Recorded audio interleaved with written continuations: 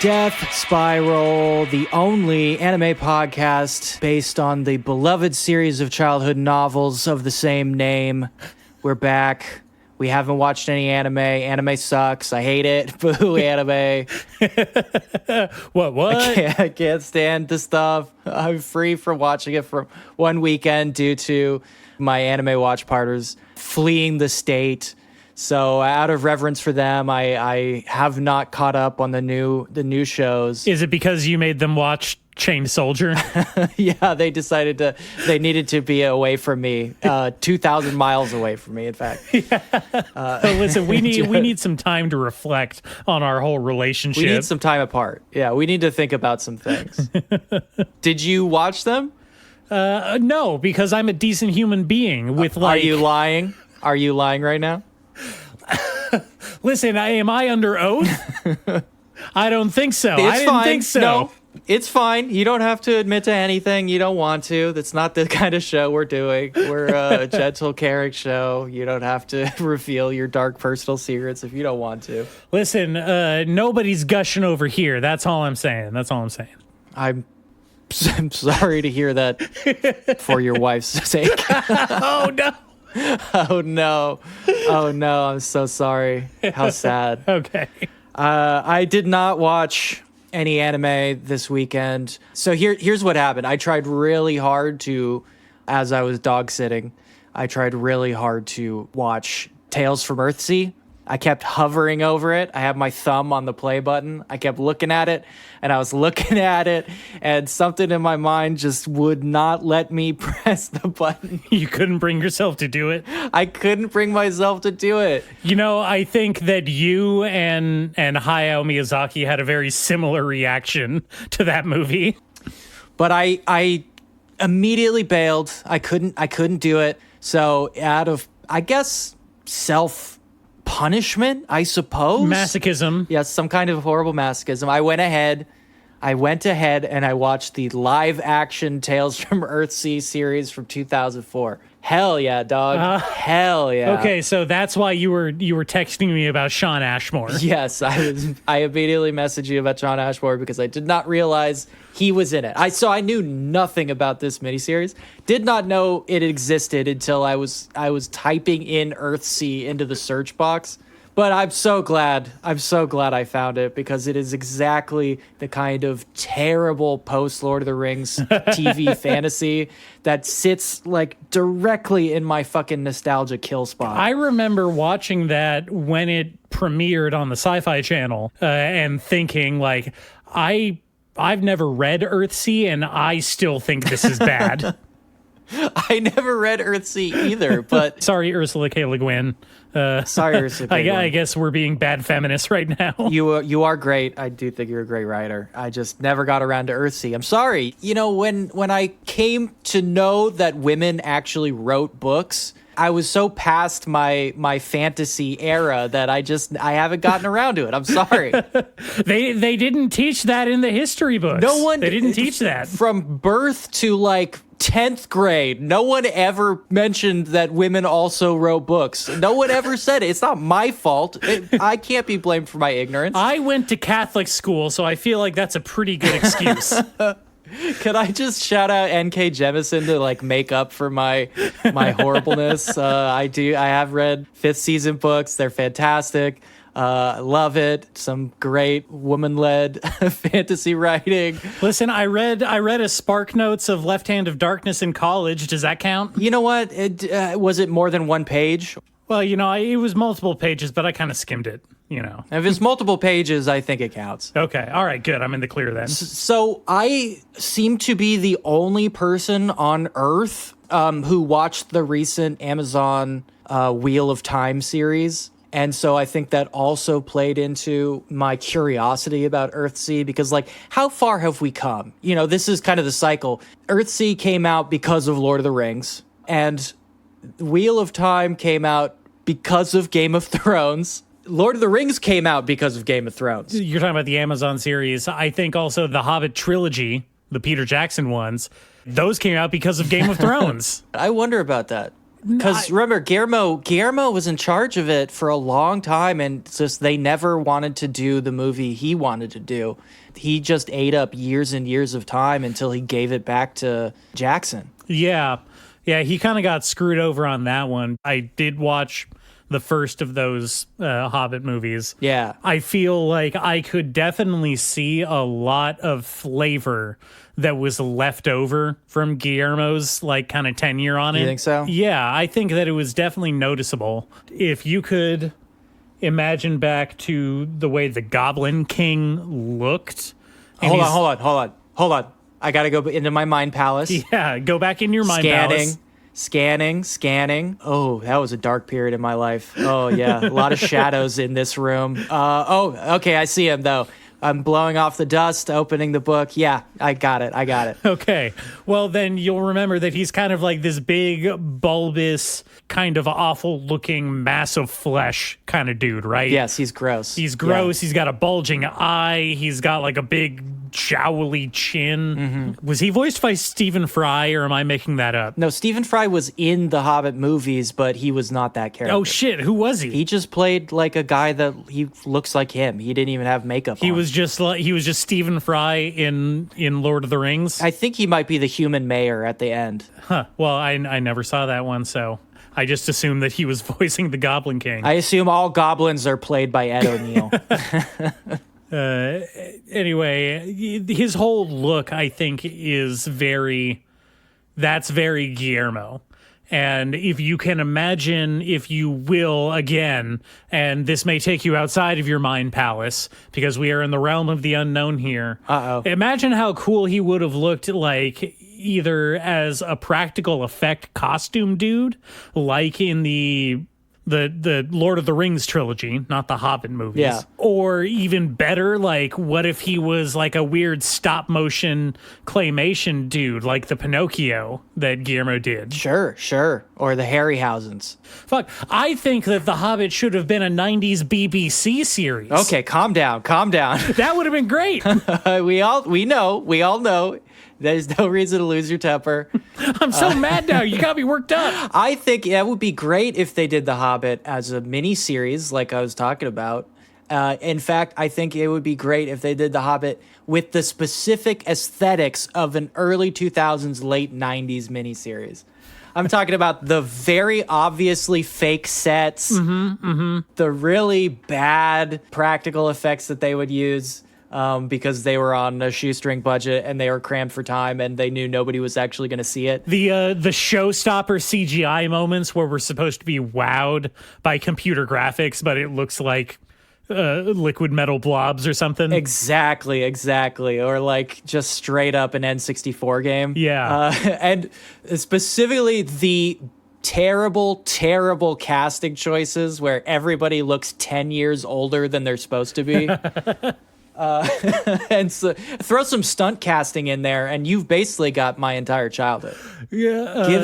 Given my Earthsea watch, I'm basically extremely excited for like going back and like visiting all of these old fantasy miniseries. It's really gotten the juices going because I watched so many as a kid. Well, what were some of your favorites? Well, I was going over the list. I was trying to think of what I actually owned. Oh, you made a list. You were thinking about this. Well, I have a whole list in my memory palace. Of course. In my DVD shelf in my memory palace. Right next to the pool room. Yes. As we have alluded to many times, I didn't have TV. So I was basically, whatever we had on DVD, I would just watch a million times. And a couple of the things I really, really just watched the shit out of was like the Merlin miniseries, which I think we're definitely in agreement is one of the best fantasy miniseries ever made. Oh, it's one of my favorites. Well, Sam Neill is the man. Speaking of dudes cast like 10 years older than realistically these characters should be portrayed as. Well, Sam Neill's great because he is cast 20 years too old, then in the middle of it about 10 years too old, then near the end about 50 years too young. which is really great. It's really cool. I don't know. The old man makeup they gave him at the end wasn't too bad. It's not the worst I've seen. It's fine, but mostly because it's shot in super low resolution. I mean, I'll always have a soft spot in my heart for the Merlin miniseries just because of the opening scene where, I don't know, some Vikings or whatever are raiding a monastery, and one of them throws an axe and it travels through the air without spinning on a perfectly straight horizontal line. He throws an axe and it has hit scan. Yes. It's like, what the fuck?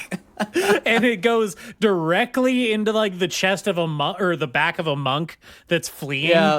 Yeah. It's very funny. It is one of the greatest moments that has ever been on television, and it is seared into my mind. Not a lot of things make it into the memory palace. My memory palace is more like a memory condo. A memory condo, yeah. But that will live on forever. And, you know, the Merlin miniseries also had Isabella Rossellini. Oh, it had a stacked cast, who was addicted to doing miniseries at the time. She was also in this Earthsea thing, which was what made me think about it. It had a very young Helena Bonham Carter. Yeah. Rutger Hauer was in it. Yeah, hell yeah, dude. You know, Martin Short, James Earl Jones, Lena Headey was in it. I loved Martin Short in the Merlin miniseries. I love it whenever he gets to ham it up. Yeah, Miranda Richardson is in there. Great cast. I love it. Yeah, it's amazing. There was a run of these, right? Merlin was part of it, but they also did The Odyssey. Isabella Rossellini also in that one. That one's cast is a little bit less well known, but like Eric Roberts was in it, Vanessa Williams, Christopher Lee.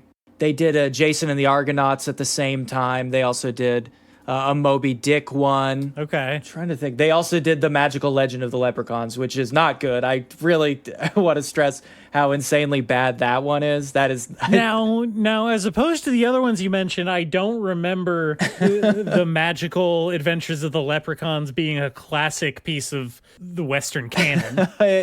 Hallmark seemed to think it was. I don't know what was going on in the Hallmark back rooms, but they decided to do all these extremely famous things and then also throw in Magical Legend of the Leprechauns. I don't know if you can be racist against Irish people, but if you can, this is the most racist miniseries ever made. I mean, Randy Quaid, Whoopi Goldberg, Roger Daltrey, Kieran Culkin, all playing Irish people. It's some real McFace stuff. Yeah, it is. Seamus face. Yeah. It's wild how bad that one is. Hallmark did not miss a lot in those days, but that is a big miss. The BBC was doing a lot of these too at the same time, which I also really liked. I mean, I love some of the BBC ones. Did you ever watch the BBC Lion, the Witch, and the Wardrobe series? Did I? I think I did. It seems like I would have. That was one that I had as like a multi VHS set at my grandma's house when I was a kid, and I watched it a few times. That was a pretty fun one. I'll give him that. Yeah. You know, it definitely does that thing of like early 90s. Everything is kind of like more or less shot on a stage, right? You know, a fixed set. Yeah. I really liked it. I love that they use a doofy ass lion puppet for Aslan. It's great. Hell yeah. You've got to have a lion puppet. It's like full on like Jim Henson. What was that other puppet show? The Storytellers. Between Two Lions. Oh. The one about the library. Do you remember that one? No, I have no idea what the fuck that is. It was a kid show, kind of like Reading Rainbow, about two lions that hung out in a library. I think it was a reference to the New York Library that has the big lion statues out front. Anyway, right. It looked like that. It was very funny how pronounced the cartoonishness of Aslan was next to like the dude playing Tumnus, who was in who was a regular dude in full on like satyr costume. You know, he had the horns and everything and the goat legs. I think he was on stilts to give him like the backwards knee like look. Hell yeah. It was a weird and kind of janky and I liked it a lot. It also made Turkish Delight look appetizing, and I don't know if you've ever had that, but it's not. It's a bad thing. Yeah, I know. Everybody says this about Lion the Witch and the Wardrobe, about how they were tricked into eating Turkish Delight. Here's the real twist, though, for you, Nate. Well, is that they didn't have sugar in Blitz era no, London? I think Turkish Delight fucking rules. I like that shit. Oh, well, okay, and that's It's because good. you have trash taste. No, I just have incredibly refined taste that can appreciate things that less refined taste buds would miss. Rosewater Turkish Delight tastes like licking a grandma. I don't want to go into how I know that. That I mean, that could be interpreted in many different ways. I bet there's plenty of grandmas out there that taste fine. I don't want to throw all grandmas into the same bin flavor wise. Okay. Hey, listeners, beautiful and handsome listeners, if your grandma tastes good, let us know.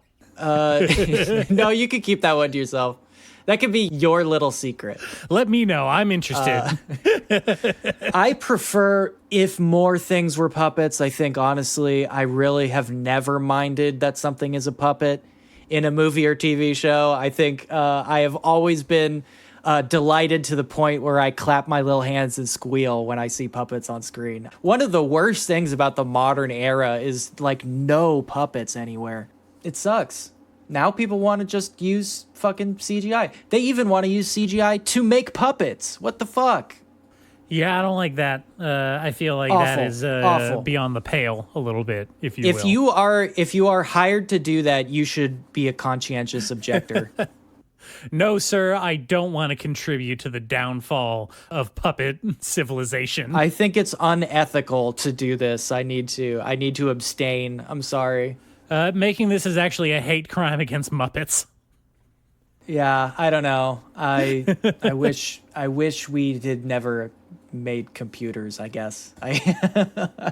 Computers were a mistake. Bold statement. What else? I know BBC has had a bunch of good miniseries over the years. Well, they've had good ones and bad ones. Neverwhere sucked pretty bad. We've talked about that before. We've mentioned the Neverwhere miniseries passingly. It was a pretty bad Neverwhere one. is fucking wild.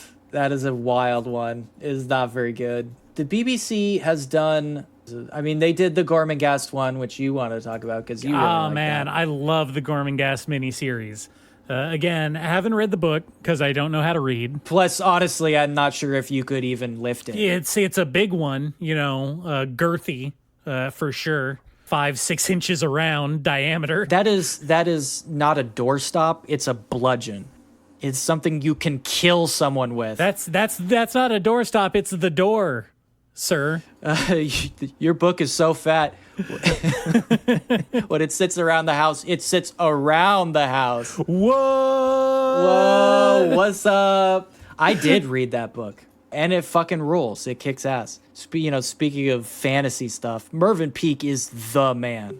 He's a real one. Well, I like, first of all, back to what we said about the weird kind of, I'm not going to call them cheap, but definitely, Wow. They like definitely not realistic sets. I don't know how to describe that. They're Baroque. Yeah. And if that's what the book is written in a specifically Baroque style. Baroque and Kafka-esque. Don't Is the style of Gormenghast. Sort of endless decaying mazes. Well, I love the concept of an entire city being the castle, right? A castle being so large and so vast that it's not actually a castle, it's an entire city or ecosystem even, right? Yeah. Talk about stacked cast. We got John Rhys-Meyers. You have Spike Milligan's final television performance. Yeah. Which is pretty wild. We got... right after he finished his scene, he fucking croaked. Who else was in that? Fucking Christopher Lee was in this shit. Christopher Lee, of course. Fiona Shaw, who gets lots of work recently. I feel bad that I can't remember his name, but Uncle Vernon from the Harry Potter movies. Richard Griffith. Yeah, Richard Griffith. He was in there as the he was the evil chef. Yes, he's fucking great. Yeah. I believe the name of the chef was Mr. Swelter. Swelter. Get it? Yeah. Get it? Get it? No, I get it. He's on the ovens all day. Maybe that's the reason I liked Dark Souls so much. I feel like there's a little bit of crossover DNA. A there, little right? bit. A little bit. A lot of bit. Gorman. Here's what I want to say about Gormagast. You know, Okay, we talk all right, a lot no, tell about me. Lord of the Rings. Lord of the Rings being some kind of like fantasy Rosetta Stone, but the moment we are living in now, and for a little while, Gormagast is the fucking key to like every popular fucking fantasy thing going on right now. Yeah. That's not isekai, basically. Yes, like Broken Earth, Kafka-esque Stop saying that. are the rage. And Gormagast invented basically everything cool about Dark Souls, everything cool about dying Earth stuff. Yeah, well, the idea of like a dying society, right, that just kind of keeps carrying on through the motions because that's all that they're programmed to do, essentially. The Locked Tombs series is very popular right now. Literally lifts 90% of everything that makes that series cool from Gormagast, including many inside references that they constantly drop. I like those books, but like lay off the fucking in jokes, please. Gormagast is it is insanely cool. It is insanely influential. Mm-hmm. And yes, Dark Souls would not exist without Gormagast. Dark Souls is basically set in the Gormagast extended cinematic universe. Oh man, I want to see that BBC miniseries now. 90s BBC's Dark Souls would be fucking awesome. You know what's funny about the miniseries thing on as a whole is like you could easily get 6 seasons, 24 episodes per season. Well, okay, so that book is so fucking long. You know, hey, you know what? I'll take what I can get, especially anything with Jonathan Rhys-Meyers, who is fantastic. Hell yeah. He fucking rules. He's so fucking cool. Him as Steerpike, one of my favorite television performances. He hams it up so deliciously. Yes. He's great. He is mugging for the audience. He's going all in. I love it. Yeah. Have you seen The Tudors? No, I haven't. He plays Edward Tudor, maybe? Or maybe one of the other lesser tutors. I can't remember now. But he's like, he's getting laid all kinds of places. It's fucking great. A tree, a rock, a well, whatever. He's just like going at it. It's fucking awesome. Yeah, hell yeah. In part of my avoiding watching anime completely, I also did watch, unfortunately, the Mortal Instruments movie. And he does randomly show up near the end. Really? Of an incredibly boring, awful movie. And then he shows up for like 2 scenes and he's like alive and electric and he's like fun to watch. He's a big villain. He injects some kind of like life into this project like 20 minutes before the end. Man, I haven't read those Mortal Instrument books, but God, if they're anything like that movie, they're some of the worst shit I've ever seen. I'm not even familiar with the series. What's that one about? It's extremely fucking boring, like modern day fantasy where a girl finds out that she's like, in this case, she is like a Nephilim. She finds out she's a fucking Nephilim and that demon creatures are like roaming the earth secretly and possessing people's bodies to do bad stuff. But the sexy Nephilim boy shows up and he's like, you're a Nephilim. You got to come with me. Forget about your kind of twinky boyfriend. I'm the sexy bad boy. And she's like, yeah, you are a sexy bad boy. Fuck the twink boyfriend. And she like runs off and becomes a demon hunter. If you're looking for a career change, Demon Hunter isn't bad. Demon Hunter is pretty kick-ass. I'll give him that. Anyway, this is like an anime thing because like anime sometimes does miniseries, but because anime is stupid, they have to come up with like some other stupid name. So they call them OVAs. Yeah. Well, I mean, I think that we're kind of over the age where OVAs are really a thing, right?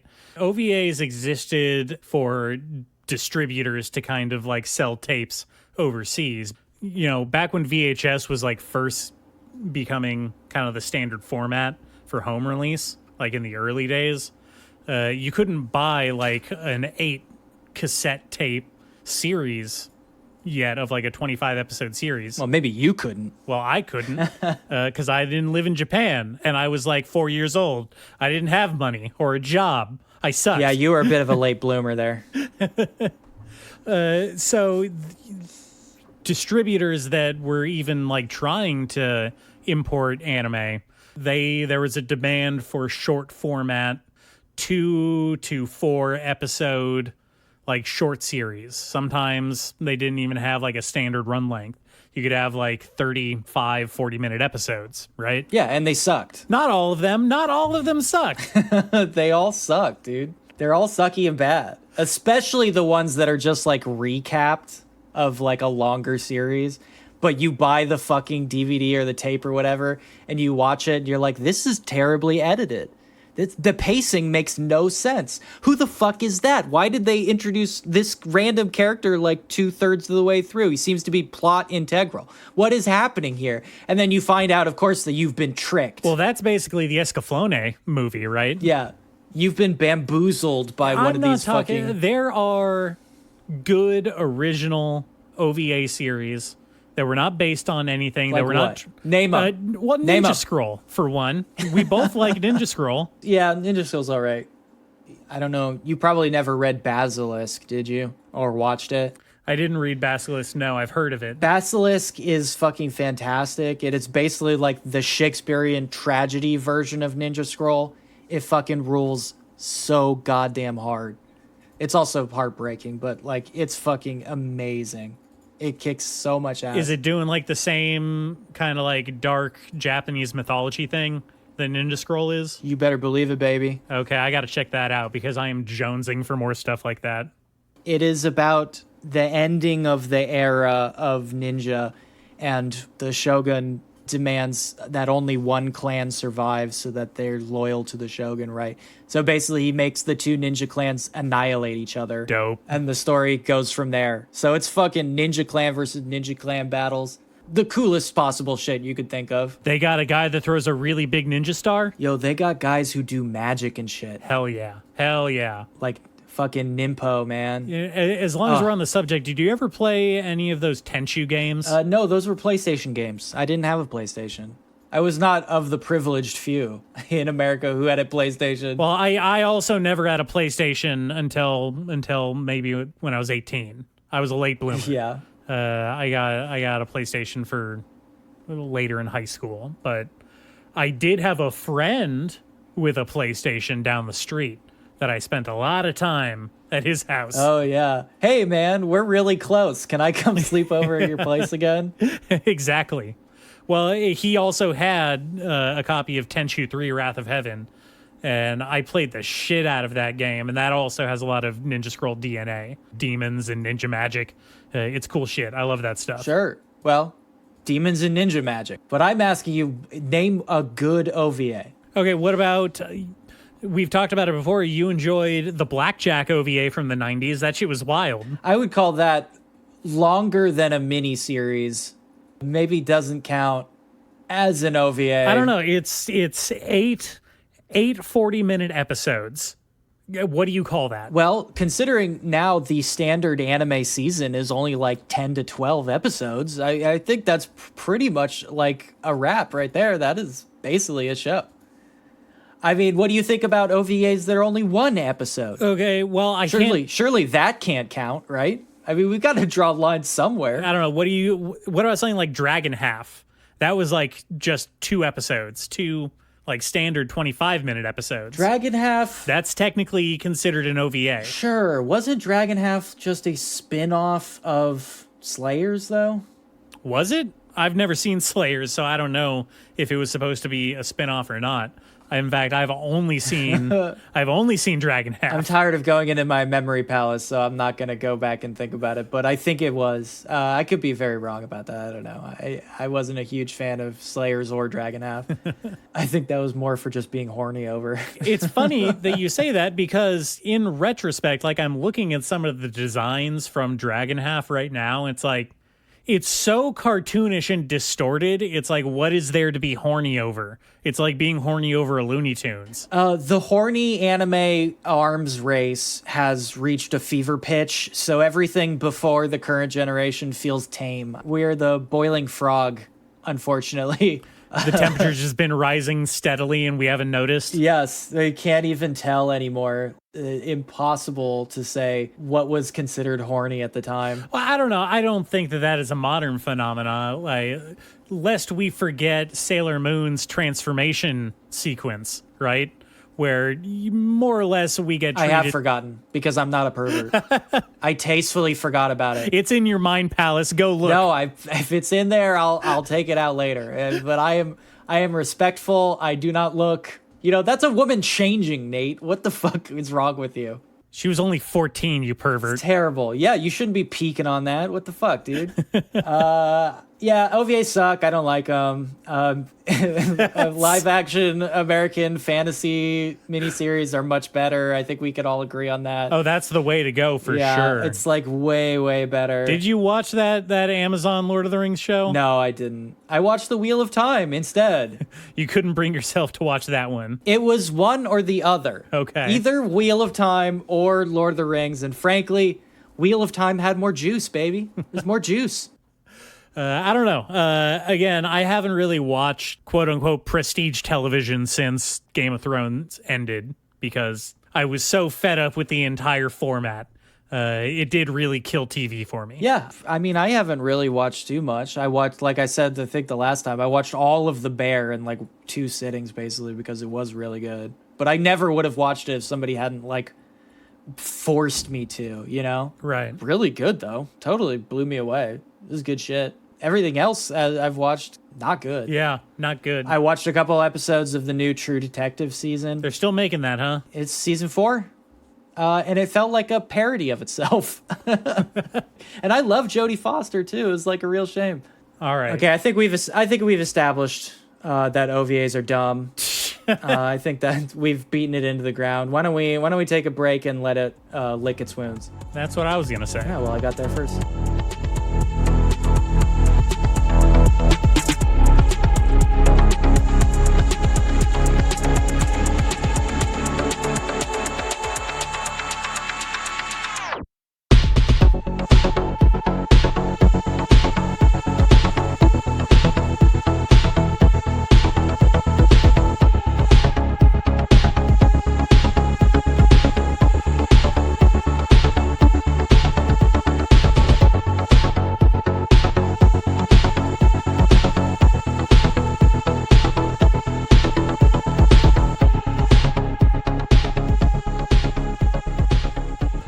And we're back.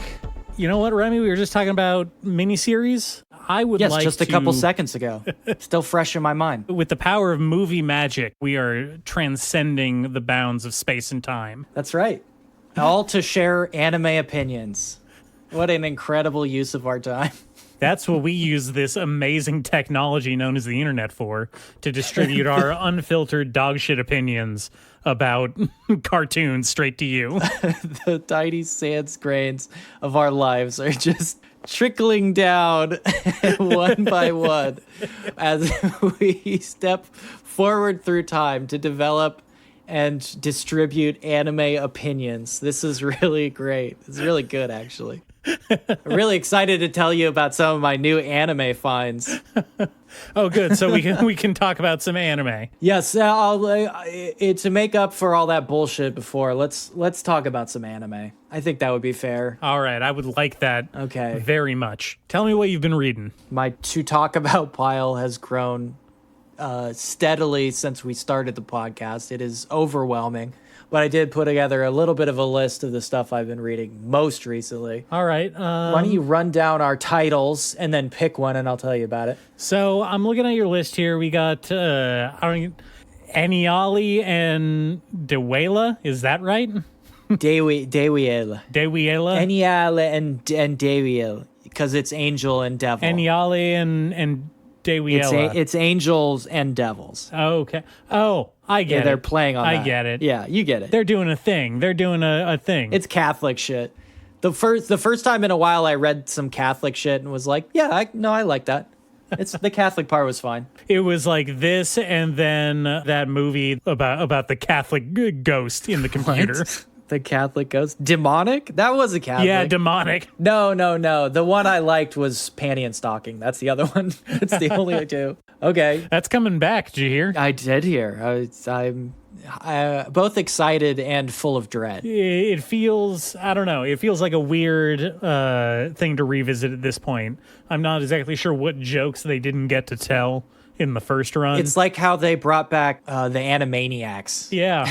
You know? It's actually almost weirdly reminiscent of that, huh? Yes, it seems like there is definitely a parallel there. It's very strange. Yeah. Anyway, I didn't read that. I read these other ones. So we got that. We got Batoque. Is that right? Batoque. Batoque. It's Portuguese, so I can't do the accent. Oh, gotcha. I can do it, but I won't try, you know. Death Hunter, Chaos Game, Tsuyoshi. She is beautiful, and the one I actually want to start with is Mao by Rumiko Takahashi, because that is a name that we should all recognize at this point. Hell yeah, dude. Rumiko, queen, manga queen, still slaying after all these years. Fucking 4 decades of hits. Let's go. Mao is a real weird one. I had obviously read and watched stuff like, you know, Ranma and Inuyasha and stuff like that before. But I hadn't kept up with Rumiko's career over the years, I will admit. Again, bad feminist. Really letting him down. Yeah, I know. This is a really bad episode for my feminism credits. I'm going to have a hard time graduating. So I decided I wanted to check back in, and I saw that Mao has been running for a little bit now, but it seems to be the current one. So I was like, hell yeah, I'm getting in there. And Mao is, you know, this is going to be familiar to Rumiko's body of work, but Mao is about a girl who finds that just under the surface of her world, there is another world lurking of yokai and whatnot. You know, the whole deal. You don't say. Yeah. She discovers this by like going down a weird alley. And when she goes through the alley, it takes her to kind of the yokai world, but nobody else can do that. And she's runs into sort of a weird, almost blackjack looking dude who turns out to be kind of a wandering, what would the word be for it? He's sort of like an exorcist, but more like the medicine man from Mononoke. A witch doctor. Kind of a witch doctor, but that seems like a loaded term. a wandering spiritualist. I don't know. A charlatan. Yeah, and she's like, "Hey, I need to go home. This is like a weird place." And he's like, "You smell weird. I'm not sure you should be here. But I am gonna like drag you around to solve like yokai mysteries for a while for some reason." If I had $1 for every time someone said that I don't belong in a given space because I smell weird, I'd have, I don't know, at least enough for at least Finish the thought. at least $60. $60. Good. I was going to say at least enough for a new game, but I didn't know if that gave a proper price range. Nate plucks up the courage to walk into the club. Another world. What is this? Incredible. Wow. And somebody walks up and he's like, "You don't belong here, Outworlder." Sir, would you please leave without a fuss? It's the bouncer. Yeah. And he's taking you gently by the shoulders. Mao is really good. It's funny how much Rumiko Takahashi's style has remained consistent. If you fucking crack this book open for the first time, you will be like, "Oh yeah, I know who this is." Mm-hmm. And that's very comforting in an age where all the old school artists seem to be dying one after another. Yeah. I wish I didn't have to say that, but it is true. It makes me very sad. But she's sticking with it, and this is just like, her older stuff. A rollicking adventure about a girl who's discovering a whole new world and a side of herself with a mysterious fantasy boy. And it rules. I really like it. It's great. Okay, cool. Yeah. I like that. Okay, what about She is Beautiful? Okay, this is fucking wild. This came out of nowhere for me.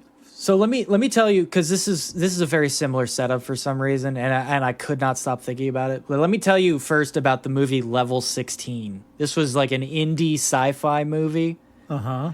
it starts off with a girl, and it starts off with the feeling that she's in sort of a futuristic boarding school because her and all these other girls her age are like living in this kind of facility. And as they grow older, they like graduate to different levels, right? That's the idea. There's like literally floors that they go up. Yeah, like public school. Just like public school, just like boarding school. So she's reached level 16, and this is the good one, right? Everybody says you get to graduate after level 16. But one day, a mishap occurs, and she kind of unfortunately gets a peek behind the curtain and realize things aren't all that they seem. Is it a Logan's Run? Is that what this is? No, it is, in fact, a young girl skin harvesting ring.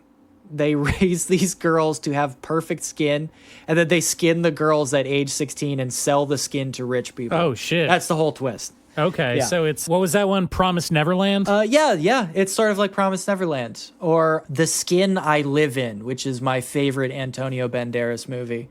One of the best and greatest and most uncomfortably awful sci-fi movies ever made. Not Under the Skin, not the Jonathan Glazer movie.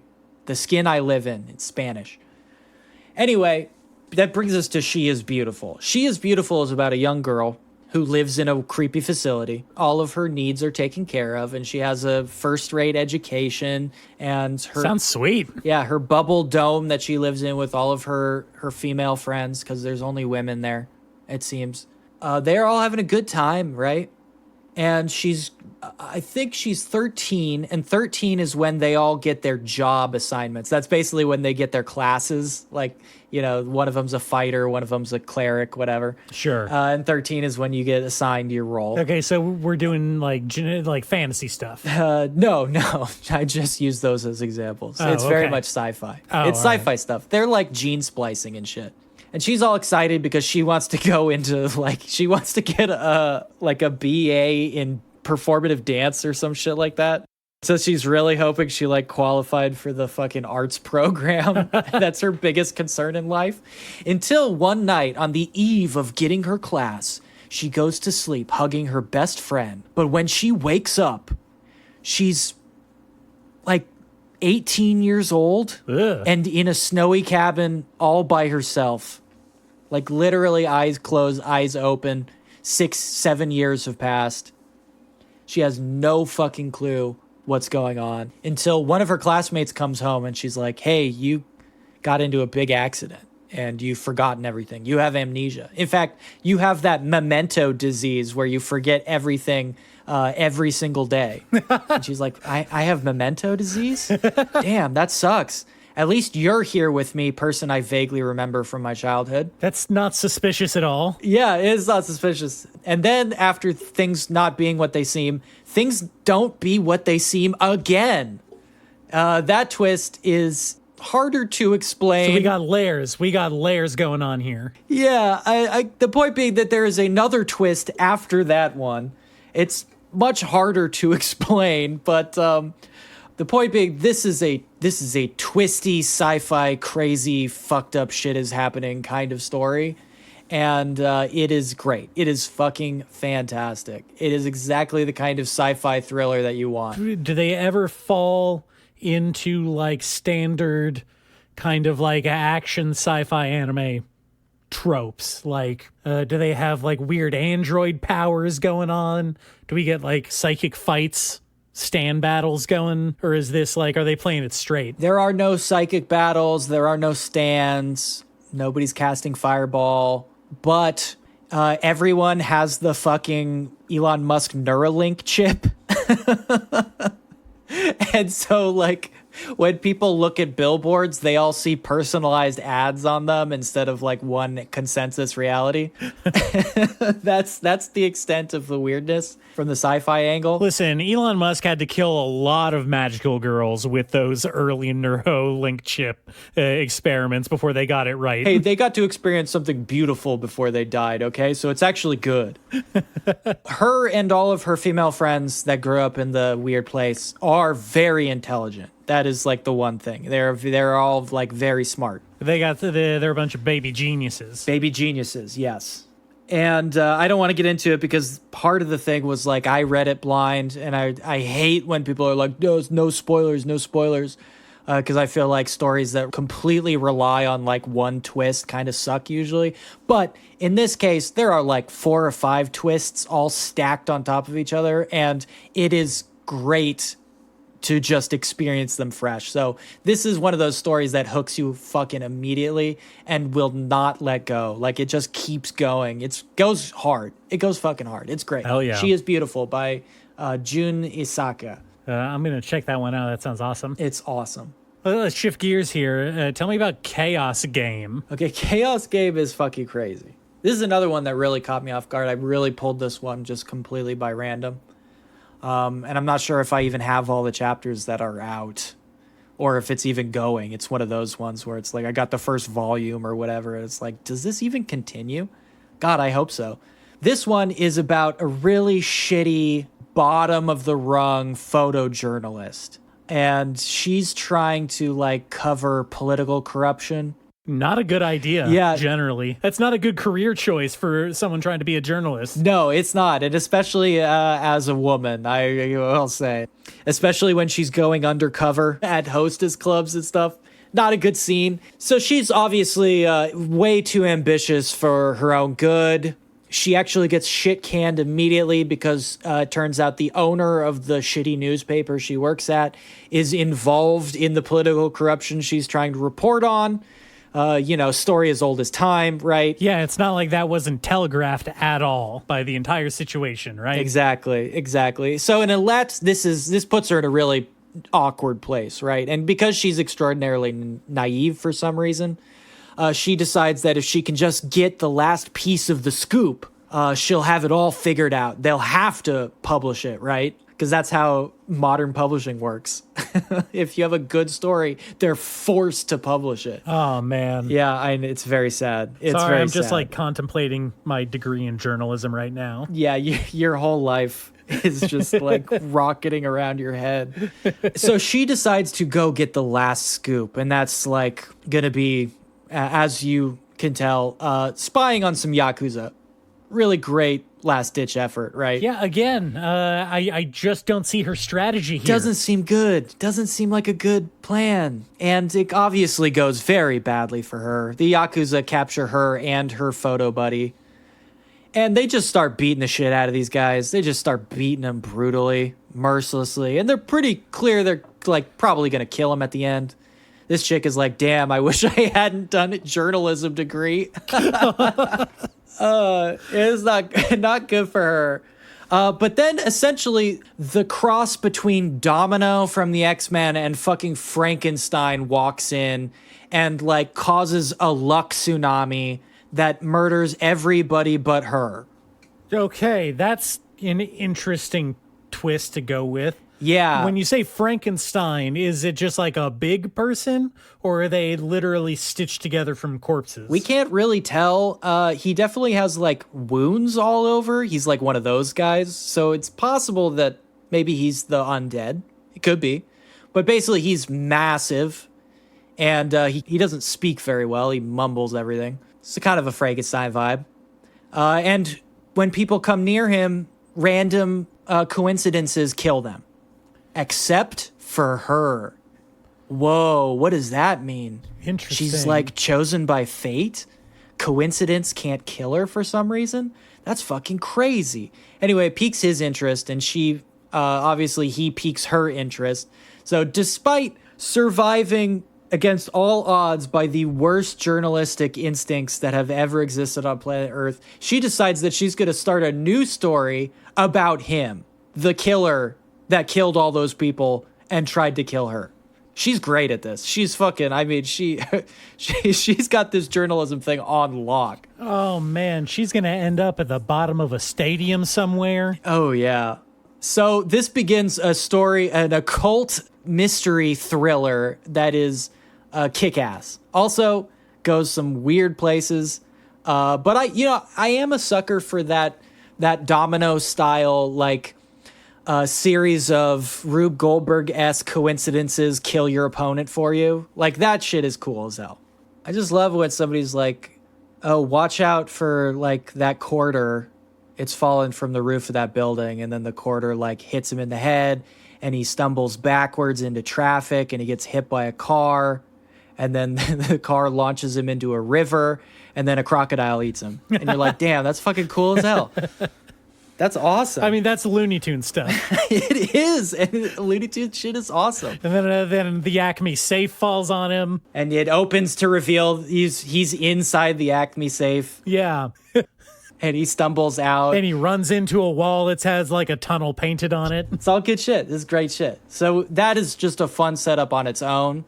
There's some cool stuff. I really like the main character. I think even though we've just made fun of her ruthlessly, she is great. She's a really strong character. It's written with a really interesting adult tone, which I seriously appreciate. It's about adults, and it has an adult tone, something that we talk about loving. It's one of my favorite elements of any manga. It's not written specifically for horny teenage boys. Like, that shit rules. So yeah, Chaos Game by Daiki Yamazaki. Good. All right, what about Death Hunter? Okay, Death Hunter fucking rules. I can just say that straight up. I mean, it sounds like someone who's hunting death. Am I getting that right? You know, the name is maybe not important. It's one of those. All right. I just want to say that up front. Death Hunter is sort of just gobbledygook. I mean, what does that even mean? How do you hunt death? That's really stupid. It's a really stupid thing to say. Well, obviously, you gotta find out where death is, and then you go seek it out. You go hunt it. Yeah. Yeah. And that's basically what the character does. Death Hunter is by Hirai Kazumasa, and that name is important because this is sort of a legacy manga. This one's a little bit older, and it's got a pretty interesting pedigree. This was written in 1969. Which you can imagine was an interesting year for manga.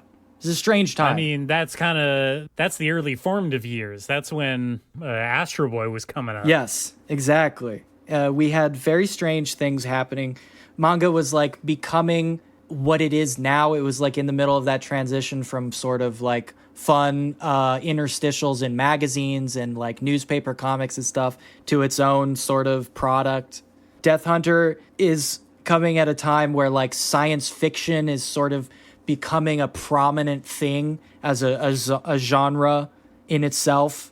And which to the point where I actually, for this, I want to read a little bit that Kazumasa Hirai wrote as a foreword to Death Hunter. This is Hirai, quote, "I'm an established SF author, so I only write original science fiction stories for manga, and therefore I don't have as many works as some of my counterparts. I'm not a prolific writer by nature, but there are very few others who would fit that bill anyway. I'm afraid that's just how things go. While there has been a sudden influx of new SF manga writers, all with new ideas, the demand for the genre is as scarce as ever. There was a brief time when the TV manga boom led to an increase, an oversaturation of, if you will, of SF manga, and I believe this has directly damaged SF manga as a result. Those with neither the appreciation nor the understanding of SF manga made a jump to it in an attempt to capitalize on merchandising rights. They're like wild hyenas who will devour anything in their path. As a result, science fiction is no more. As a science fiction author, I cannot help but cry." He gets a little bit dramatic there at the end. He might get a little bit dramatic. He has declared the death of science fiction in the 1970s, which is a very interesting angle to take, I have to say. Well, okay, so I mean, obviously we can't help but look at that statement from the year 2024. Right, obviously no, sci-fi. I cannot. It's very difficult for me. Yeah. Obviously, sci-fi did not die, neither in manga format or otherwise in media. Yeah, it's sort of, the 70s were sort of the greatest, like, adult science fiction movement that has ever existed in the history of genre. Which is very funny, you know?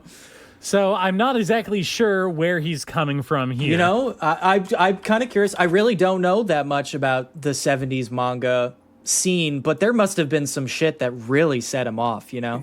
I don't know. I wish I knew what it was that he hated so much. Maybe he was just insanely jealous of Devilman. Do you think maybe it was like tokusatsu stuff? You know, that's actually a good point to bring up. I was about to say the 70s was a pretty notable low period for the Godzilla franchise. I guess so. Mechagodzilla was in the 70s, though. I mean, looking back with nostalgia, a lot of the fan favorites are from that era.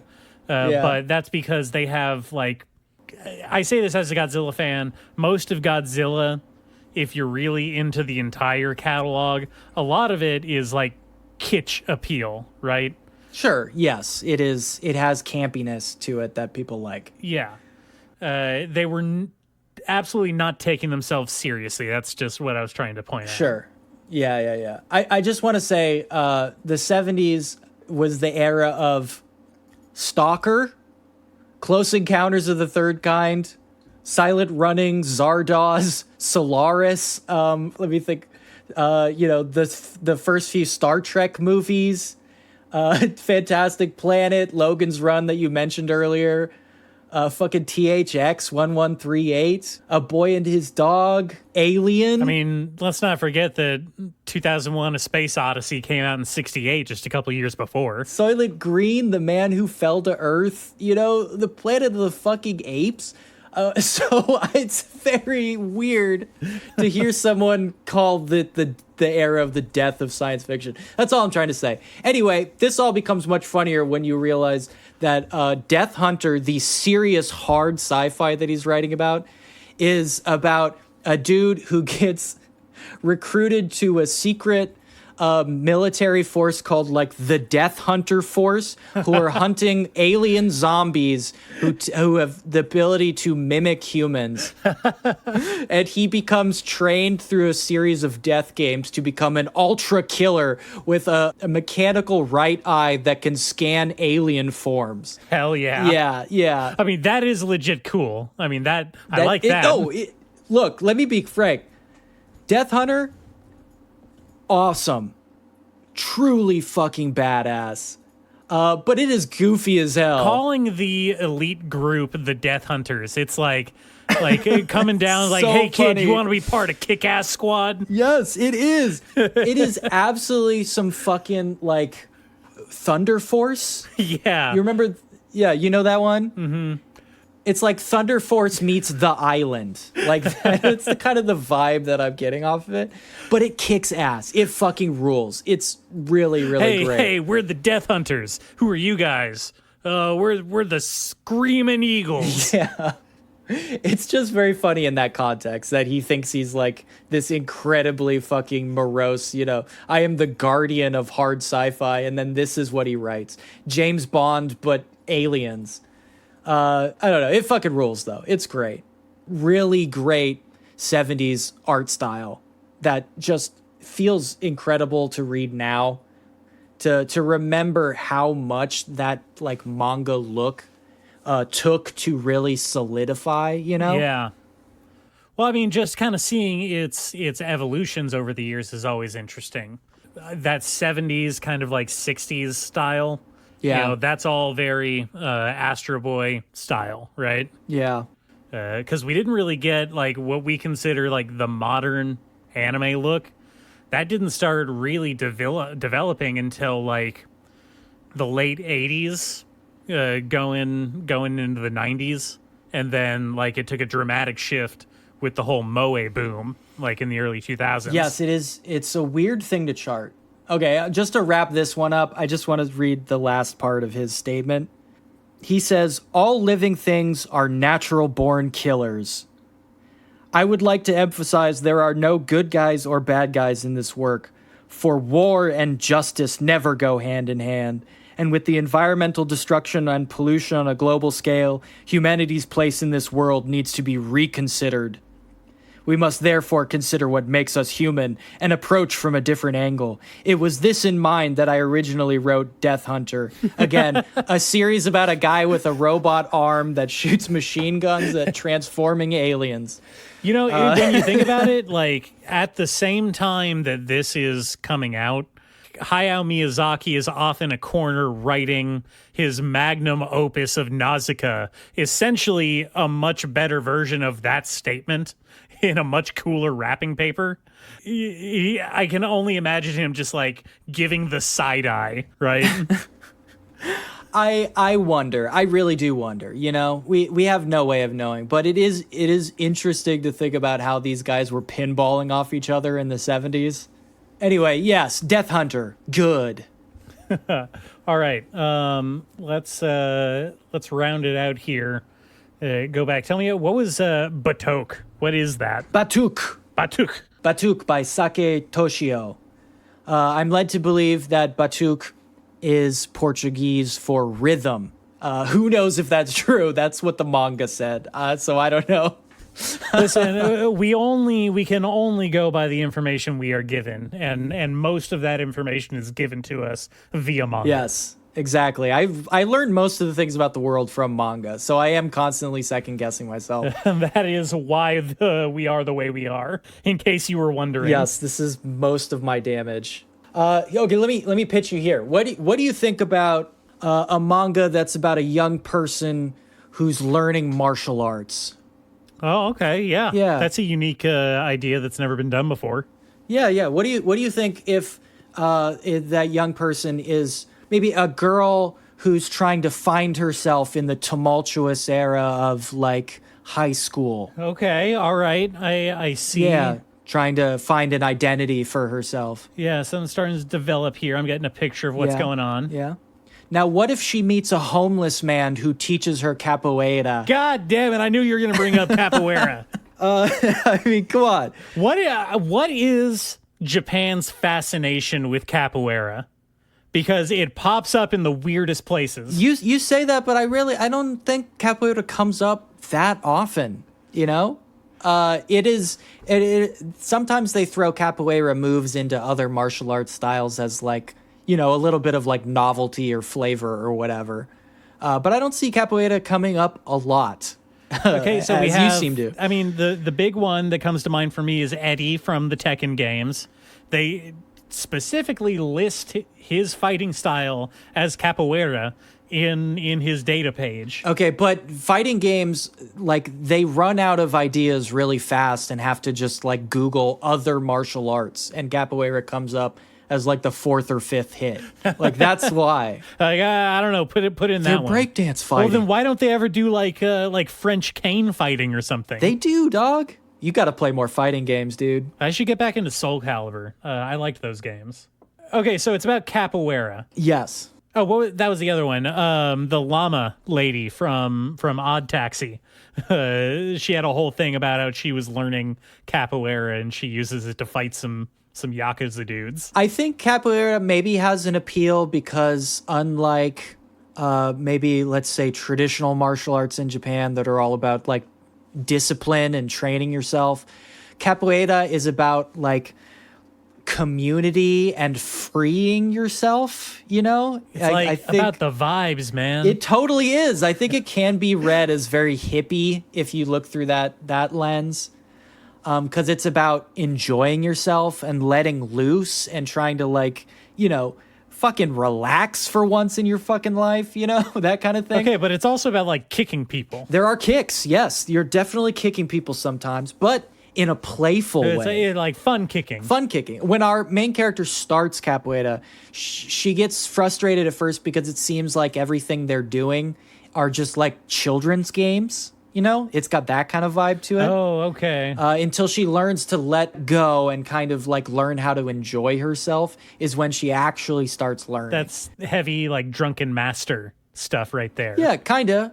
Yeah, it definitely has a little bit of that. You know, and she goes to a capoeira like meetup because this capoeira manga is very much about like authenticity and exposing you to like real capoeira culture. The real shit, you know? They can't just call it Brazilian culture? Well, Brazilian culture is a lot more varied than capoeira, my man. Yeah, I'm gonna have to dock you some cultural sensitivity points for that comment.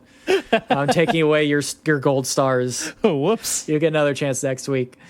But like exploring that, you know, in capoeira, in a meetup, unlike, I don't know, like in a karate dojo or whatever, where you're all sitting silently, like watching people spar. In capoeira, people are playing music and singing and like sitting in a big circle together, and people are allowed to come in and out of the circle and kind of like, spar with each other, but it's more of a like playful, like moving with each other kind of feel to it. In the manga, of course, because it's a manga and manga needs drama, there is like kind of a mean-spirited girl who's in their circle who like tries to take it too far against our main character and gets her fucking ass handed to her. She's trying to capoeira with bad vibes. Yes, one of the characters has bad vibes capoeira, which sucks. Is that like her specific style? Does she use evil capoeira? She does. She uses the evil capoeira to defeat our main character. She's using the forbidden spin kick. She kind of is. And also that spin kick is called the Stingray, and they talk about it a lot, okay? Okay. Oh, all right. I didn't know the proper terminology. It's very specific. Because in other martial arts, get this, in other martial arts, you're never supposed to put your hands on the ground. But in capoeira, you put your hands on the ground. Well, yeah. How do you do the cool, like, head spin top kick thing that Eddie does? Yeah. It's fucking kick-ass. Also, hey, look, Eddie's not doing real capoeira. I just want to say, like, in case anybody, on the off chance anybody is confused, that is not real capoeira. That's breakdance fighting. That's Zoolander shit. I remember you took great offense in me describing capoeira as breakdance fighting. Yes, because people say that all the time, and it's not breakdance fighting. I really have to stress that. Just to earn my cultural sensitivity points for the week, capoeira is not breakdance fighting. There's a real thing, and there's a whole system, okay?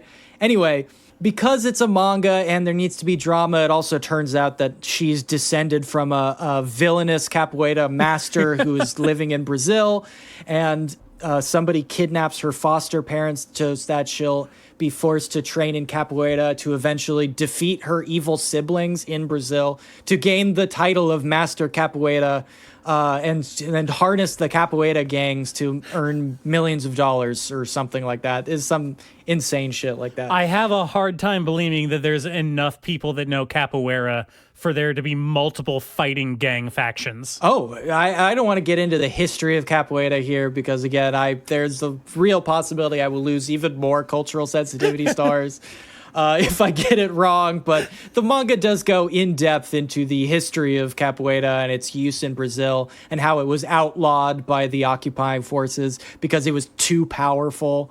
All this kind of shit. Anyway, Batoque really kicks ass, and Batoque is by the author of Usugoi, which is that gambling death game that I talked about a long time ago and some of my favorite death games. That's the one that straddles death game and gambling game, which are two distinct death game kind of spin-offs. But Usugoi is really good, and I really like the art in Batoque. I think it stands out a lot. It has some very interesting, let's say, quirks. I think it's really good. All right. Batoque by Sake Toshio.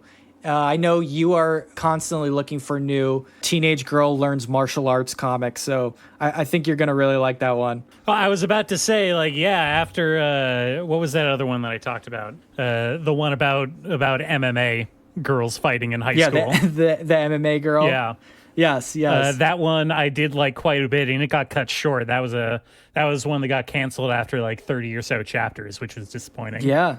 Well, the other good one right now is Isho Senkin, which is about the strongest high school girl. Is there any like gist to that fighting? Is it a specific style, or are they just fighting? She has her own specific style for underground fighting that she was taught by an evil cult. Hell yeah. Yeah. Dope. I think it's called Star Strike It Rich in English. And maybe that's what we talked about last time, but oh, yes, that's the one from the guy that did the workout anime. Yes, exactly. Yes. Yeah. And it's really good. And it's all women doing underground fights with each other. And the one insane, extraordinarily powerful teen high school girl who has the ability to destroy anyone in a fist fight. Well, I'll put that one on the list too. That sounds like something I'm into. Yes, all you weird girl martial artist perverts, like, get on it. All right. That's manga, baby. That's manga. That's the manga stuff. Yes. But you did tell me that you fucked up a long time ago, and you wanted to do something about that. You wanted to like revise your opinion on some pervert shit that you were talking about before. First of all, this was absolutely not pervert shit. This is classy shit. This is good shit. Oh, I apologize. You could see why. I understand why you think it would be that, given my track record, but no, this is one of the rare occasions where I stand behind the quality and integrity of this particular work. And this isn't so much of a retraction, but more of a modification on my take from when I talked about I Hope You're Happy, Lemon, which is a very fun rom-com, anti-rom-com. I don't know how you would describe it that's going on right now. I talked about it when the first chapter was out, and I was really into it. And essentially, it's a body swap story where the guy wakes up one day as his ex-girlfriend and realizes that, like, she's just a genuinely better person than him, and everybody likes her more than him, which was already a very fun concept that I was into. And I just wanted to add a little bit more to that because the story's developed in a way that I did not foresee. And that is, it's not just a body swap story where he is living out her life. I mean, she's in his body as well. And the twist that they've added is that they actually swap bodies back every other day, which was not something that was introduced at the very beginning. I think that puts a fun twist on it because now we have this ongoing kind of like tension with all of the ancillary characters that are kind of making up the rom-com portion of it. And so we have like his best friend is in love with Lemon, his ex-girlfriend, but only when he's in her body, which I think is a very funny twist on the whole thing. Right. Riffing on the early 2010s bromance concept. Exactly. Yeah. But we also have kind of the opposite of that, of our main dude being in love with Lemon's roommate, and he completely turns her off whenever he's trying to be Lemon. It's very funny. When he's trying to... He is, by being a weird, awkward dude who has a crush on her, he is like inadvertently ruining their friendship by being weird about it when he's in Lemon's body. Like, what does he do when he's trying to mimic her that is so off-putting? I mean, most of it is just acting weird and awkward and vaguely misogynistic. So just being himself? Yeah, exactly. But also kind of like the constant... there's a lot of tension around like them avoiding each other and her being like, thinking that her friend doesn't want to be her friend anymore when really it's like him trying not to fuck up, like pretending to be this other person. They're not exchanging like notes at the end of the day? They do, but he's an idiot and sometimes he gets it wrong. Okay, so he's just stupid as hell. Yeah. Hey, can I just say, don't nobody read too much into this, but I would slay that. I would fucking kill it. I would be so good at that.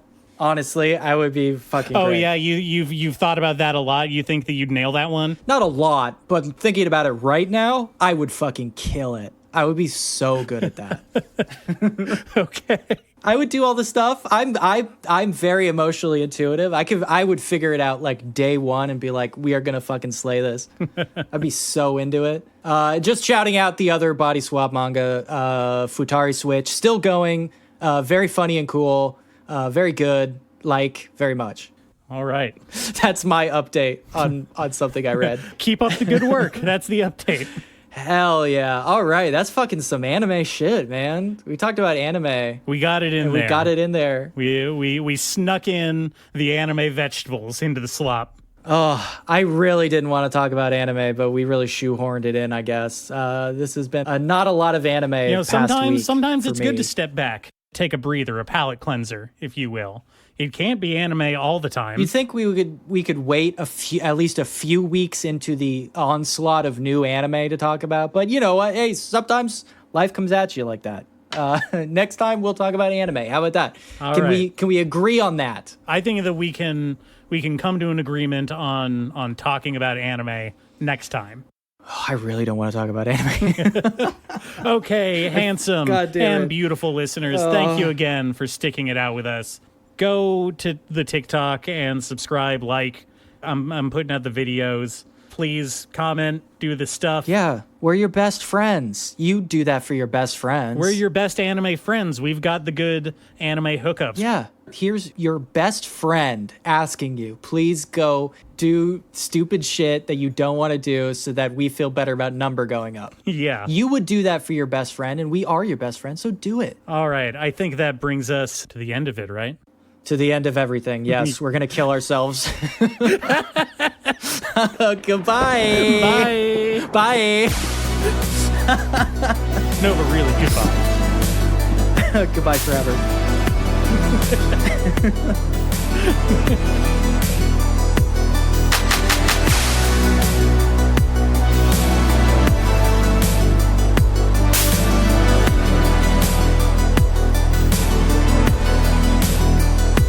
These are graphic novels. They're not like comic books. They're graphic novels, and they make you smarter.